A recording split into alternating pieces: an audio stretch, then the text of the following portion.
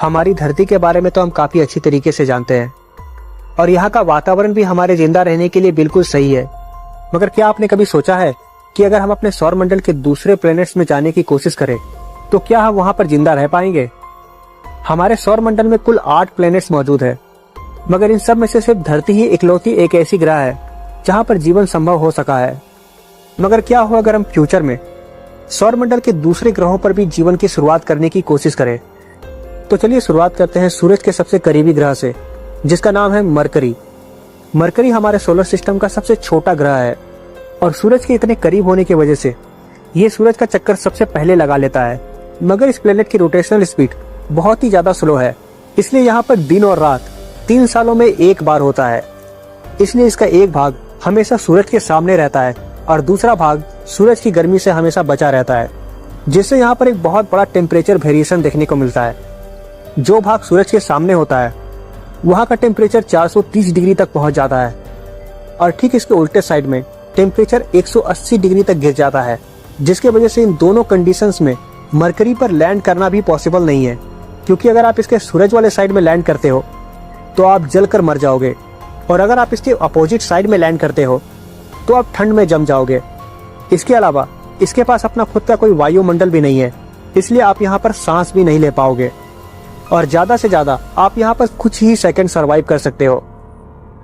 इसके बाद हम चलते हैं वीनस पर, जिसे अर्थ की सिस्टर भी कहा जाता है, क्योंकि इसका वेट और मास अर्थ के लगभग बराबर ही है।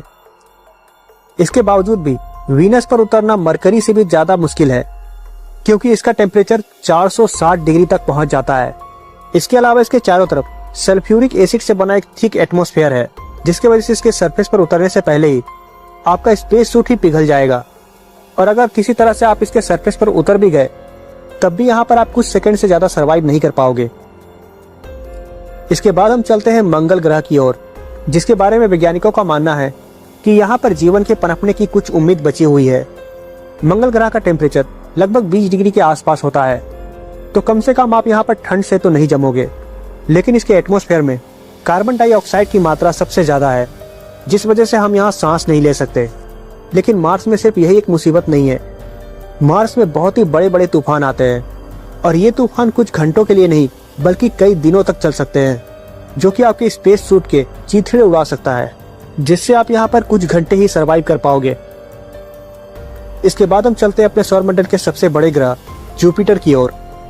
जुपिटर के सरफेस पर उतरना नामुमकिन है, क्योंकि ये प्लेनेट पूरी तरह से गैस से बना हुआ है।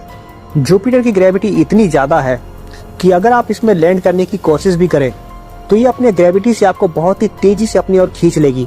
इसके अलावा जुपिटर में भी बहुत बड़े बड़े तूफान आते हैं और ये तूफान पृथ्वी के साइज से भी बड़े हो सकते हैं, जिससे कि इस ग्रह के आउटर सरफेस में दाखिल होते ही आपका स्पेसशिप पूरी तरह से नष्ट हो जाएगा।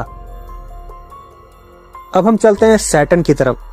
सैटर्न के ग्रह में उतरना बहुत ही ज्यादा मुश्किल है, क्योंकि इसके चारों तरफ रिंग पाए जाते हैं और ये रिंग बहुत सारे छोटे बड़े एस्टेरॉयड से मिलकर बने हैं। इसलिए सैटर्न तक पहुंचने से पहले हमें इस रिंग को पार करना पड़ेगा। सैटर्न तक पहुंचने से पहले ये एस्टेरॉयड के टुकड़े हमारे स्पेसशिप के चीथड़े उड़ा देंगे।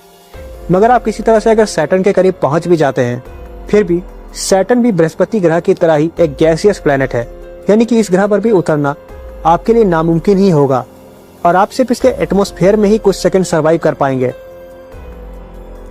आखिर में हम बात करते हैं यूरेनस और नेपच्यून के बारे में, क्योंकि ये दोनों ही प्लैनेट्स एक जैसे हैं।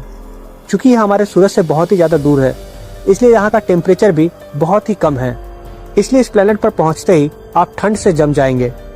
इसके अलावा इस ग्रह के चारों ओर मीथेन और टॉक्सिक गैसों का एटमॉस्फेयर है। इन प्लैनेट्स पर ठंड इतनी ज्यादा है कि यहाँ पर कार्बन भी क्रिस्टलाइज होकर डायमंड के रूप में बरसने लगता है, यानी कि इन प्लैनेट्स पर डायमंड की बरसात होती है। और अगर हमारा स्पेसशिप इस एटमॉस्फेयर में प्रवेश करता है तो वो इन डायमंड के टुकड़ों से टकराकर ही नष्ट हो जाएगा। हम काफी ज्यादा लकी हैं जिन्हें पृथ्वी जैसी प्लेनेट मिली। हमारे एटमॉस्फेयर में मौजूद ऑक्सीजन और सही टेम्परेचर की वजह से यहाँ जीवन संभव हो सका है।